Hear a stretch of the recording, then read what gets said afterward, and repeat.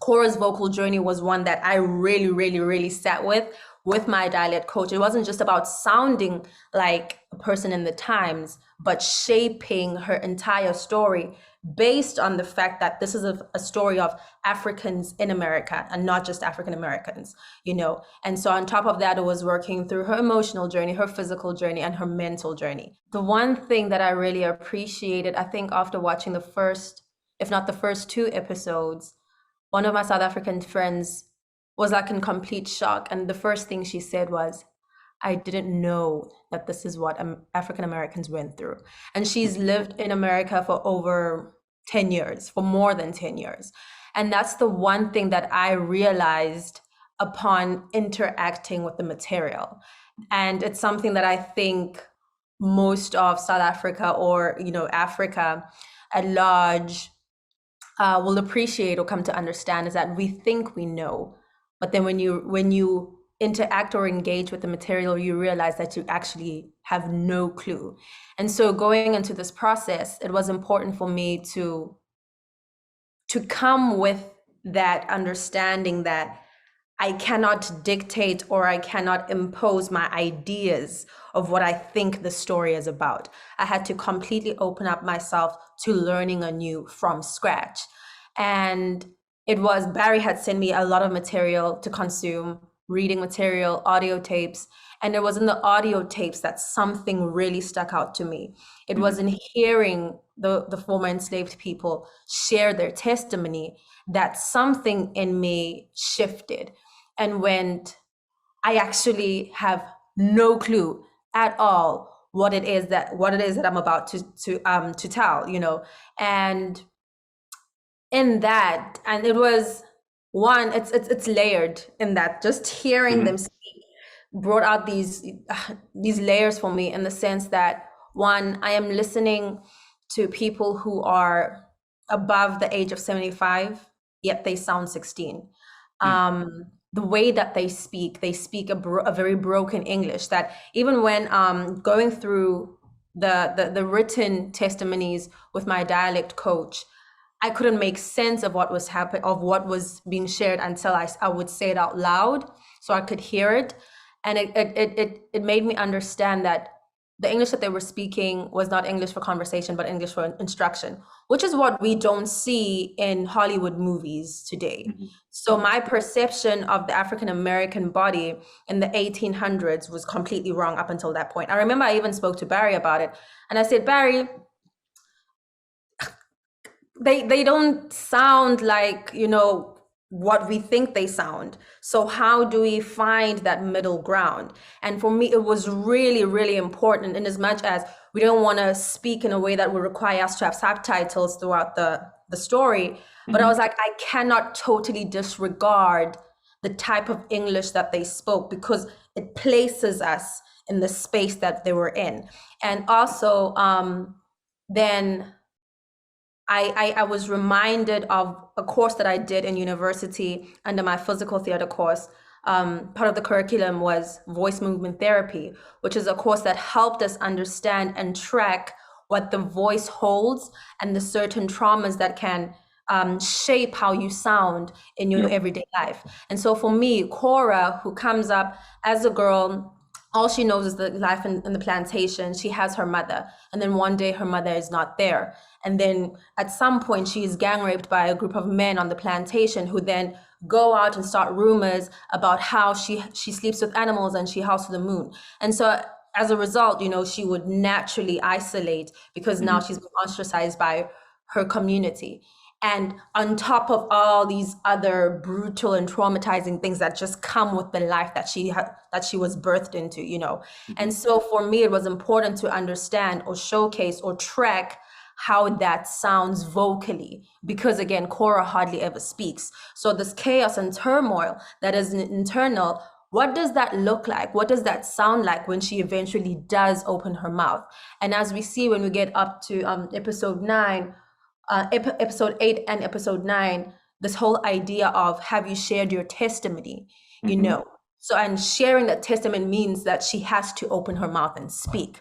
So Cora's vocal journey was one that I really sat with with my dialect coach, it wasn't just about sounding like a person in the times, but shaping her entire story based on the fact that this is a story of Africans in America and not just African Americans, you know. And so on top of that, it was working through her emotional journey, her physical journey, and her mental journey. But what really pushed me through was Cora's vocal journey more than anything.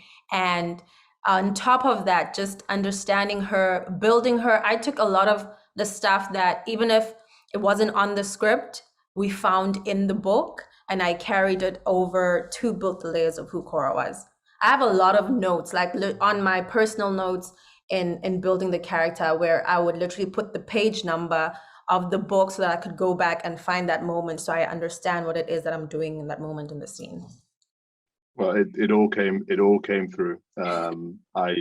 I think of Nina Simone performances where I'm like, my God, is she giving too much? And that's what I'm being honest, and I know that Barry had mental health practitioners and therapists for everyone on set as they needed, which is amazing, and I'm sure you're all doing fine. But from an audience point of view, I felt that there were parts of yourself that were given to us, and hopefully we will be the custodians of that performance. Thank you very, very much, Thuso. Sheila, I have to, you know, with Mabel, with the character, and with mental health, and with postnatal, and all the other traumas that I think are encapsulated within your story. How did you feel, you know, when people finally got to understand what went down, that you wanted to project your Mabel? You know, that how, because having met you and then seeing the performance, I was just like, oh my goodness, she again took it to a place that I didn't recognize Sheila Atim. I recognized this incredibly caring, maternal person that was born in a time where all of those instincts that she has were not needed, or were needed, but she had to find a way to hide them to help others. How did you work your way into this character? Oh, yeah. So I read the book at the time at which I was cast. I don't believe the script for that episode was fully finished, was it, Barry? So I was like, cool, I was going to read the book anyway, but I read the book, and very much in the same way in the television series, Mabel is kind of threaded through, but then there is a chapter that kind of explains what happened to her. So that's very much a parallel that's been carried over into the show. And so for me, my process was quite self-contained, in that it's all going to happen in this one episode, and also everything happens in a flashback. So mine and the rest of the world of the present of the show doesn't really cross over. So for me, it was just about, I couldn't really be too focused on what was happening in the rest of the show, if that makes sense, or my impact, or Mabel's impact in the rest of the story. And so for me, I was just focusing on Mabel's relationship with Polly, who is the character who gives birth and loses her child. And the process was really myself and Barry tracking Mabel's journey throughout that episode. So one of the things that Barry said is, you know, Mabel's got cracks, and we have to just track the cracks, particularly when you're shooting slightly out of sequence. So, you know, you're having to go back and shoot something that technically happened before. And because that episode covers quite a long period of time, or at least a lot of story in terms of time in one episode, we had to be very clear about where we were jumping to. And for me, it was just about seeing the strain of everything that she was dealing with, not just herself individually, but also the responsibility that she feels as a midwife. Again, this word custodian keeps coming up, you know, and people who are caring for people who are trying to protect, trying to, you know, look after. And Mabel is certainly a character who's trying to do that. She's trying to be the glue in some respects, for many aspects of life on that plantation. So yeah, it was about trying to see where the cracks were and what it took for those cracks to give, for the whole thing to fall apart. And really that came from the text for me. Usually when I work on anything, that is absolutely where everything has to start. And unless there's a real requirement to, I try and keep my process quite simple. Mhm. Unless there's a requirement to make it more complex, because I just want to be able to turn up on the day and see what the instincts are. But I did, of course, do my reading. I read into midwifery during that time to understand more about what Cora's position as a midwife on the plantation meant, because it wasn't just she's bringing babies into the world. That also had kind of wider ramifications, in the sense that she's bringing currency essentially onto the plantations, which is a horrible thing to acknowledge, but that's the case.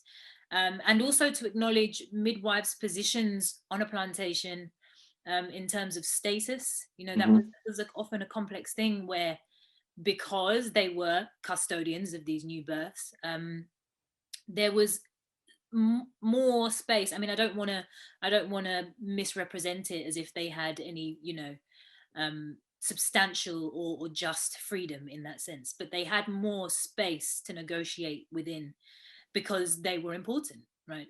And you see her trying to use that space and trying to negotiate that during that episode, but of course it's just not enough. It's never going to be enough in those circumstances. So yeah, those were some of the elements that I had to use to try and realize Mabel. But I think the most important thing, the crux of all of it, is that she's a mother.